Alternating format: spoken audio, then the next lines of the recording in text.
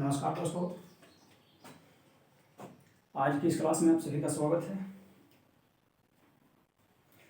जैसा कि आप सब जानते हैं कि हम मध्यकालीन भारत का अध्ययन कर रहे हैं और मध्यकालीन भारत पढ़ रहे हैं। मध्यकालीन भारत के अंतर्गत हमने अब तक 3 वीडियोस देख चुके हैं इसके संबंध में, और 3 वीडियोस के संबंध में हमने इस्लाम धर्म का उदय, इस्लाम धर्म के उदय के बाद में महमूद गजनवी के बाद मोहम्मद गोरी के बारे में डिटेल से पढ़ चुका है। आज से हम स्टार्ट करेंगे दिल्ली सल्तनत, और दिल्ली सल्तनत के बारे में अब हमें आगे पढ़ना है। दिल्ली सल्तनत का जो शासनकाल था, जो पीरियड था, ये आपका 1206 से 1526, 1206 ईस्वी से 1526 ईस्वी तक हमें दिल्ली सल्तनत को पढ़ना है। और दिल्ली सल्तनत में सबसे पहले हमें पढ़ना है गुलाम वंश। ठीक है, दिल्ली सल्तनत में सबसे पहले हमें पढ़ना है गुलाम वंश। गुलाम वंश 1206 ईस्वी से 1290 ईस्वी तक रहा। ठीक है, गुलाम वंश की स्थापना किसने की थी? ठीक है, गुलाम वंश की स्थापना की थी कुतुबुद्दीन ऐबक ने, लेकिन कुतुबुद्दीन ऐबक को वास्तविक संस्थापक नहीं माना जाता। ठीक है, वास्तविक संस्थापक माना जाता है इल्तुतमिश को। ठीक है, इन सब के बारे में जानेंगे। तो चलिए स्टार्ट करते हैं।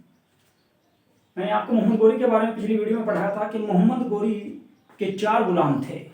मोहम्मद गोरी के 4 गुलाम थे। पहला था कुतुबुद्दीन ऐबक, दूसरे थे यलदोज, तीसरा था कुबाचा और चौथा था बख्तियार खिलजी। बख्तियार खिलजी की मृत्यु मोहम्मद गोरी के शासनकाल में ही हो चुकी थी, यानी कि मोहम्मद गोरी के समय ही हो चुकी थी। ठीक है, अब बात करते हैं कुबाचा और यलदोज की। ठीक है, कुबाचा को सिंध और कंधार का क्षेत्र दिया गया, जबकि यलदोज को गजनी का क्षेत्र दिया गया। ठीक है, और कुतुबुद्दीन ऐबक को दिल्ली या भारत का जो क्षेत्र था कुतुबुद्दीन ऐबक का, वो दिया गया था। ठीक है, तो कुतुबुद्दीन ऐबक, जब मोहम्मद गोरी की 1206 ईस्वी में मृत्यु हुई तो कुतुबुद्दीन ऐबक उस वक्त भारत में ही थे। ठीक है, और उन्होंने ही भारत के क्षेत्र का नेतृत्व किया। बाद में वे शासक बने। अब देखिए, कुतुबुद्दीन ऐबक के अब शासनकाल पूछा जाता तो कुतुबुद्दीन ऐबक का शासनकाल था 1206 ईस्वी से 1210 ईस्वी तक। ठीक है, कुतुबुद्दीन ऐबक को गुलाम वंश का संस्थापक माना जाता है। तो यहाँ से 2 क्वेश्चन आएंगे। एक आपका क्वेश्चन आएगा कि गुलाम वंश का संस्थापक कौन था? तो गुलाम वंश का संस्थापक था कुतुबुद्दीन ऐबक। लेकिन अगर क्वेश्चन आए कि गुलाम वंश का वास्तविक संस्थापक कौन था, तो गुलाम वंश के वास्तविक संस्थापक होंगे इल्तुतमिश। ठीक है, तो कुतुबुद्दीन ऐबक ने गुलाम वंश की स्थापना की, यानी कि संस्थापक कुतुबुद्दीन ऐबक को माना जाता है। इसके बाद एक क्वेश्चन आता है कि ऐबक का अर्थ क्या होता है? तो ऐबक का अर्थ जो होता है वो होता है चंद्रमा का देवता। ऐबक का अर्थ होता है चंद्रमा का देवता। ठीक है, कुतुबुद्दीन ऐबक मोहम्मद गोरी का गुलाम तथा दामाद था, जो मैं पिछली वीडियो में भी आपको बता चुका हूं। मोहम्मद गोरी कुतुबुद्दीन ऐबक का गुलाम या दामाद था। ठीक है, और लाहौर की जनता के आग्रह पर लाहौर की जनता ने अपील की कि कुतुबुद्दीन ऐबक ही भारत के अगले शासक हैं। ठीक है, तो लाहौर की जनता के आग्रह पर कुतुबुद्दीन ऐबक लाहौर या भारत का शासक बना।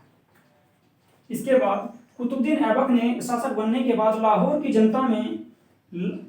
जनता को लाखों रुपए दान में दिए। ठीक है, जिस कारण लाहौर की जनता ने ही कुतुबुद्दीन ऐबक को एक उपाधि दी जिसका नाम था लाख बख्श। तो लाख बख्श भी कुतुबुद्दीन ऐबक को ही कहा जाता है। ठीक है, कुतुबुद्दीन को लाख बख्श की उपाधि लाहौर की जनता के द्वारा दी गई थी। ठीक है, अब देखिए, कुतुबुद्दीन ऐबक ने कभी भी सुल्तान की उपाधि धारण नहीं की, बल्कि वह सिपलह सलार या मलिक के रूप में ही शासन करता था। ठीक है, दूसरा क्वेश्चन आता है कि कुतुबुद्दीन ऐबक ने कौन सी उपाधि धारण की थी? तो सिपलह सलार की उपाधि धारण की थी, न कि सुल्तान की, या मलिक की उपाधि धारण की थी, न कि सुल्तान की। ठीक है, और कुतुबुद्दीन ऐबक कभी भी गद्दी पर नहीं बैठा, बल्कि वह एक सेनापति के रूप में शासन कर रहा था।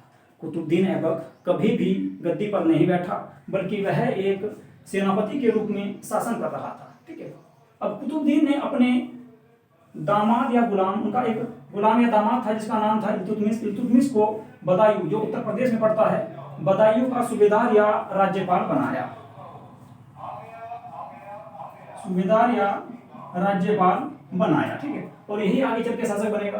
तो अपने गुलाम या दामाद को, इल्तुतमिश को ही कुतुबुद्दीन ऐबक ने बदायूं का राज्यपाल या सूबेदार घोषित किया या बनाया। ठीक है, अब कुतुबुद्दीन ऐबक के बारे में थोड़ी सी बात कर लेते हैं कि इसने क्या क्या निर्माण करवाए। ठीक है, तो कुतुबुद्दीन ऐबक ने, मैंने पिछली वीडियो में भी आपको बताया था कि कुतुबुद्दीन ऐबक ने कुव्वत उल इस्लाम मस्जिद का निर्माण करवाया। कहां पर? दिल्ली में। और इसे भारत की प्रथम मस्जिद भी कहा जाता है।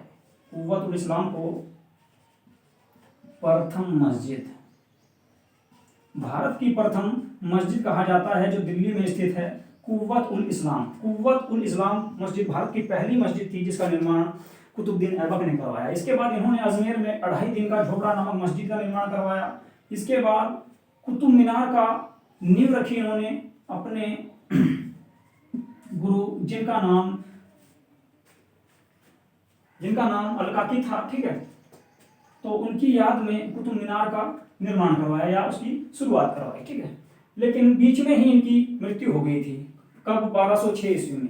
1206 ईस्वी में कुतुबुद्दीन ऐबक लाहौर में चौगान खेलते, चौगान या पोलो, चौगान को ही पोलो कहा जाता है। चौगान या पोलो खेलते समय घोड़े से गिरकर इनकी मृत्यु हो गई, ठीक है। और 1210 ईस्वी में इनकी मृत्यु हो गई, ठीक है। 1210 ईस्वी में इन्हें लाहौर में दफनाया गया और लाहौर में ही इनका मकबरा स्थित है। कई बार पूछा जाता है कि कुतुबुद्दीन ऐबक का मकबरा कहाँ पर स्थित है, तो कुतुबुद्दीन ऐबक का मकबरा लाहौर में स्थित है, ठीक है। इसके बाद कुतुबुद्दीन ऐबक के बाद उसका पुत्र शासक बना जिसका नाम था आराम शाह, ठीक है। जैसा कि आप सब जानते हैं कि नाम था आराम शाह, और उनके नाम से ही यह साबित होता है कि वो हमेशा आराम ही करता रहता था, ठीक है। तो कुतुबुद्दीन ऐबक के पुत्र का नाम था आराम शाह, और आराम शाह 1210 ईस्वी में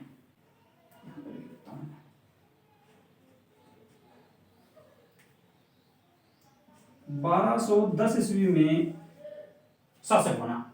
लेकिन यह केवल 8 माह तक ही शासक रहा, ठीक है, क्योंकि ये एक अयोग्य शासक था। इसी कारण इल्तुतमिश ने एक युद्ध में इसको हराकर और इसका शासन को कब्जा लिया। इसका युद्ध जो हुआ, जूड का युद्ध,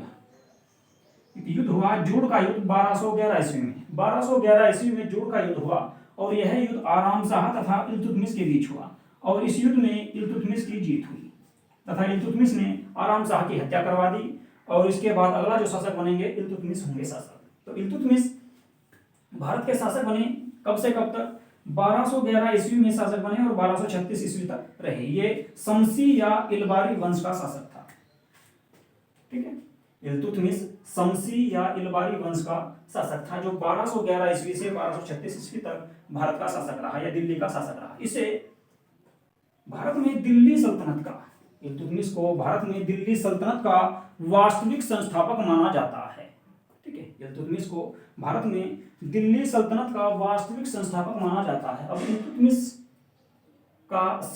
इल्तुतमिश जो शब्द है, इसका अर्थ क्या होता है? इल्तुतमिश का अर्थ होता है साम्राज्य का स्वामी। यहां लिख देता हूं, साम्राज्य का स्वामी। इल्तुतमिश का जो अर्थ होता है वो होता है साम्राज्य का स्वामी, ठीक है। तो इल्तुतमिश को दिल्ली सल्तनत का वास्तविक संस्थापक माना जाता है, जबकि संस्थापक कुतुबुद्दीन ऐबक थे, लेकिन वास्तविक संस्थापक माना जाता है इल्तुतमिश को। और इल्तुतमिश को ही भारत का प्रथम सुल्तान माना जाता है। इल्तुतमिश ही भारत के प्रथम सुल्तान थे, क्योंकि इन्होंने ही बगदाद के अब्बासी खलीफा से सुल्तान की उपाधि ग्रहण की थी। बगदाद के अब्बासी खलीफा से सुल्तान की उपाधि ग्रहण की थी। बगदाद के अब्बासी, इल्तुतमिश ने बगदाद के अब्बासी खलीफा से, ठीक है, सुल्तान की उपाधि धारण की। तो इस प्रकार भारत का प्रथम सुल्तान इल्तुतमिश को माना जाता है। और ठीक है, लेकिन एक बार अभी आपका जो क्वेश्चन आया था, एक बार पेपर में एक क्वेश्चन आया, लेकिन उसमें इल्तुतमिश नहीं था। तो उसके बाद इसमें आपका ऑप्शन था, नहीं यहाँ पे कहाँ बना, एक क्वेश्चन आया था आपका कि भारत का या दिल्ली सल्तनत का प्रथम सुल्तान कौन था, ठीक है। उसमें इल्तुतमिश नहीं था, लेकिन ऑप्शन में कौन कौन थे आपके? एक तो थे ऐबक, दूसरे थे आराम शाह, ए में ऐबक, बी में आराम शाह, सी में थे आपके गियासुद्दीन तुगलक, और सी में थे आपके बलबन। बलवान, ठीक है। तो उस तो देखिए जिसमें आपका इसमें आपका इल्तुतमिश नहीं था, तो इस कारण उसमें ऑप्शन जो माना गया है आराम शाह को पहला सुल्तान माना गया है, ठीक है। जबकि अगर इल्तुतमिश होता तो इल्तुतमिश ही सही होता है इसका आंसर, ठीक है। तो इस कारण उसमें आराम शाह इसका ऑप्शन लगाया गया था। आप यानी कि उसका जो आंसर जो माना है आयोग ने आराम शाह को माना है, क्योंकि उसमें इल्तुतमिश नहीं था, ठीक है। तो इल्तुतमिश भारत का प्रथम सुल्तान था, और इल्तुतमिश का अर्थ होता है साम्राज्य का स्वामी, और इसे वास्तविक संस्थापक माना जाता है, ठीक है। इल्तुतमिश ने दल चालीसा का गठन किया, यानी कि इल्तुतमिश ने 40 लोगों का एक दल बनाया, जो उसके विश्वसनीय लोग थे, उसके गुलाम थे, उनको उसने दल ए चालीसा में शामिल किया। यानी कि दल ए चालीसा का गठन किसने किया था, तो इल्तुतमिश ने किया था। जबकि इसको समाप्त किसने किया था, गयाजुद्दीन तुगलक ने इसको समाप्त किया था बाद में, ठीक है। अब आगे बात करते हैं युद्धों के बारे में। इल्तुतमिश के शासनकाल में एक युद्ध हुआ जिसका नाम था त्राइन का थर्ड युद्ध। देखिए त्राइन का फर्स्ट और सेकंड युद्ध पीछे पड़ चुके हैं हम। त्राइन का प्रथम युद्ध 1191 ईस्वी में पृथ्वीराज चौहान और मोहम्मद घोरी के बीच हुआ। त्राइन का सेकंड युद्ध पृथ्वीराज चौहान और मोहम्मद घोरी के ही बीच हुआ 1192 ईस्वी में। लेकिन त्राइन का थर्ड युद्ध 1215 ईस्वी में यल्दोज, ठीक है, यल्दोज और इल्तुतमिश के बीच लड़ा गया। त्राइन का थर्ड युद्ध 1215 ईस्वी में यल्दोज और इल्तुतमिश के बीच लड़ा गया, और इस युद्ध में यल्दोज की हार हुई, ठीक है, यानी कि इल्तुतमिश ने उसको पराजित कर दिया। इसके बाद बात करते हैं चंगेज खां का आक्रमण। इल्तुतमिश के समय भारत पर चंगेज खां का आक्रमण हुआ। यह आक्रमण क्यों हुआ, आक्रमण हुआ था कब, तो 1221 ईस्वी में, ठीक है।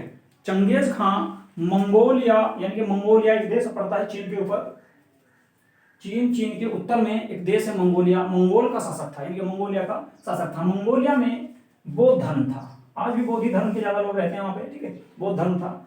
अब चंगेज खां के भाई की हत्या जलालुद्दीन मंगबरनी ने कर दी थी। जलालुद्दीन मंगबरनी ने चंगेज खां के छोटे भाई की हत्या कर दी थी,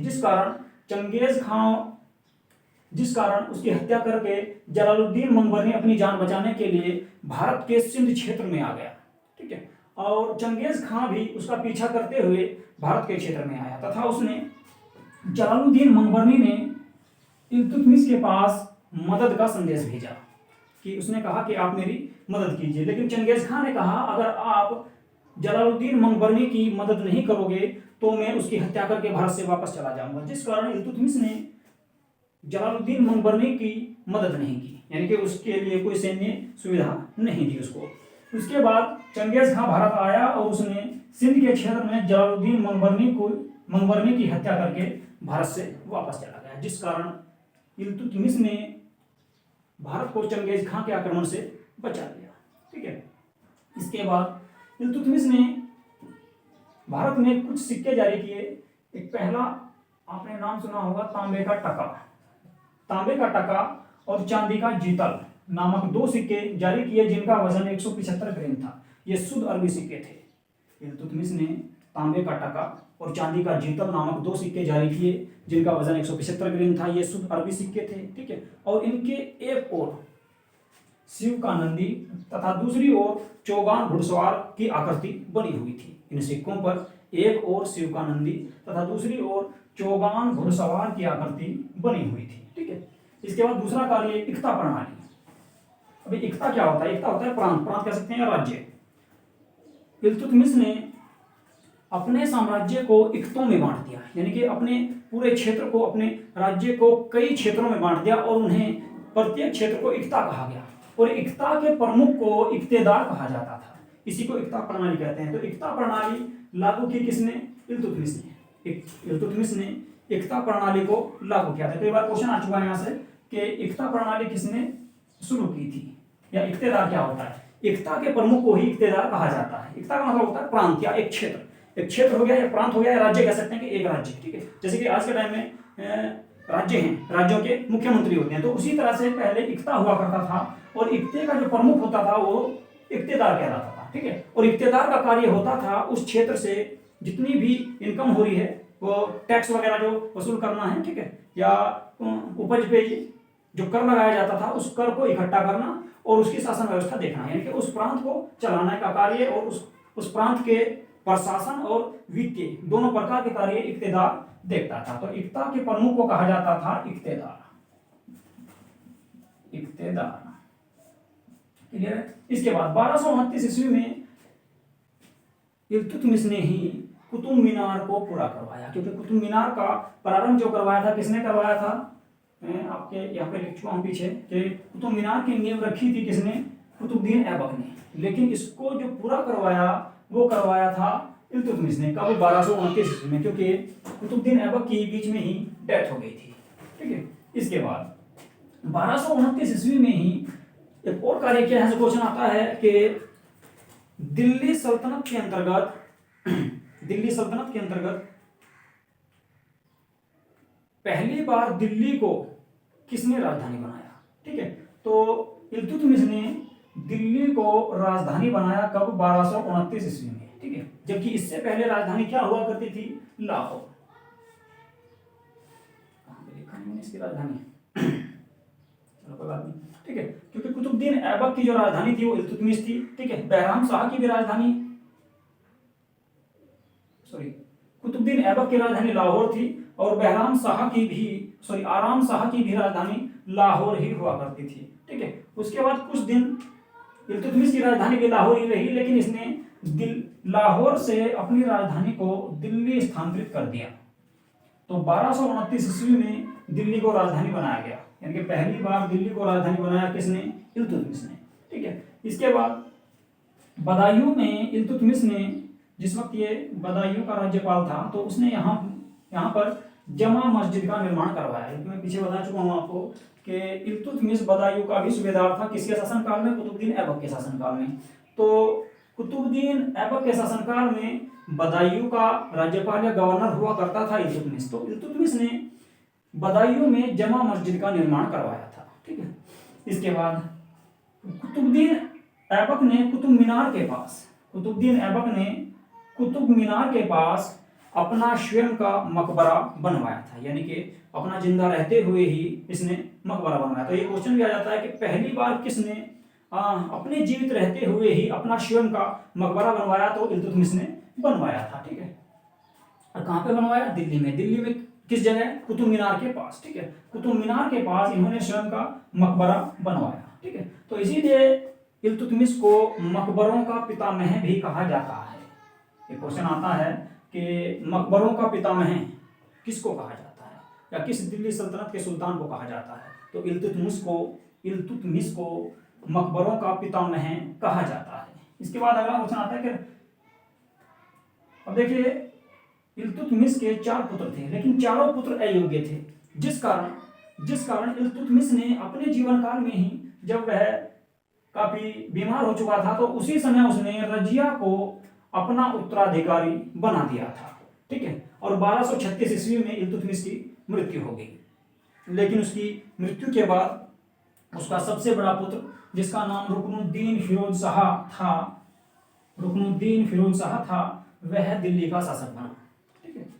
रजिया सुल्तान को उत्तराधिकारी बनाया, लेकिन रुकनुद्दीन फिरोज शाह ने रजिया को शासक नहीं बनने दिया, क्योंकि अमीरों की सहायता से, दिल्ली के जो अमीर हुआ करते थे, अमीर कहते थे, दिल्ली का एक कुलीन वर्ग था, उन कुलीन वर्ग के लोगों को अमीर कहा जाता था। ठीक है। तो दिल्ली के उस कुलीन वर्ग ने, जिनका प्रभाव था शासनकाल में या राज्य में या दरबार में, जिनका प्रभाव था, उन लोगों ने रुकनुद्दीन शाह को दिल्ली का शासक बनाया, यानी कि गद्दी पर बैठाया। ठीक है।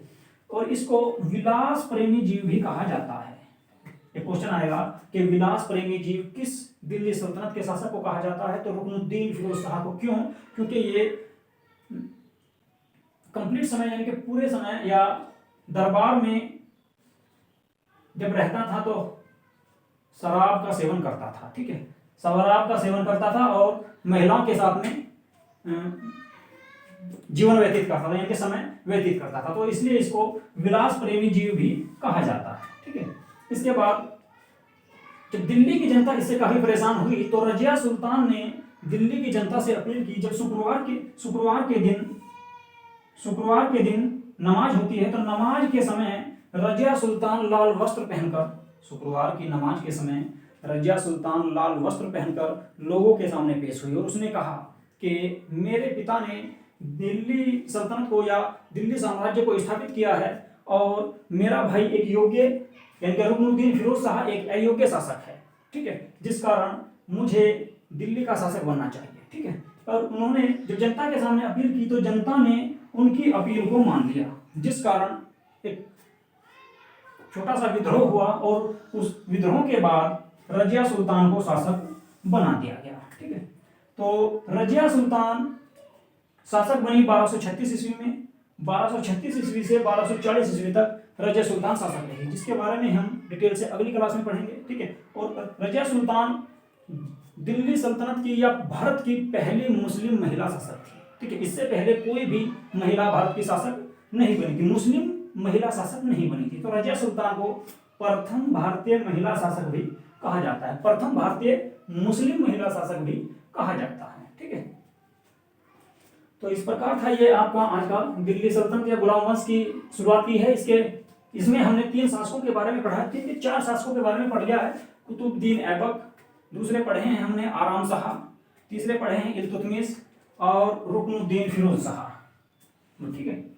अब इन सब के बारे में, इनके बारे में, इन तीनों चारों शासकों के बारे में जितने भी मोस्ट इंपोर्टेंट फैक्ट्स थे वे सभी मैंने आपको इस वीडियो में देने का प्रयास किया है, ठीक है। इसके बाद हम रजिया सुल्तान और उसके उत्तराधिकारियों के बारे में पढ़ेंगे, उसके बाद फिर बलबन के बारे में पढ़ेंगे कंप्लीट से, ठीक है। इसमें रजिया सुल्तान और बलबन के बारे में और ज्यादा पढ़ना है हमें, ठीक है। उसके बाद आपका अगला वंश आ जाएगा, ठीक है। तो ये था आपका आज का वीडियो। तो आज का वीडियो आपको कैसा लगा, ठीक है, इसके बारे में अपनी प्रतिक्रिया जरूर बताएं। अगर किसी के मन में कोई क्वेश्चन है या कोई आपका टॉपिक किसी भी प्रकार का पिछली वीडियो में या इस वीडियो में किसी भी प्रकार का क्वेश्चन अगर समझ में नहीं आया तो आप उसके बारे में कमेंट बॉक्स में बता सकते हैं। उसके बारे में मैं अगले वीडियो में कंप्लीट या पूरी तरीके से आपको बता दूंगा, ठीक है। और एक और बात, हाँ, आप जो है ना, आपको अगर ये वीडियो अच्छा लगा हो तो इसको शेयर जरूर करें और चैनल को सभी सब्सक्राइब करें। देखिए, चैनल को सभी बच्चे जितने भी इसको देख रहे हैं ये सभी इस चैनल को सब्सक्राइब कर लें, ताकि आने वाले वीडियो भी आपको इसी चैनल पे प्राप्त होते रहें, ठीक है। चलिए, तो इस वीडियो को, आज की वीडियो को यहीं पे समाप्त करते हैं। ओके, नमस्कार।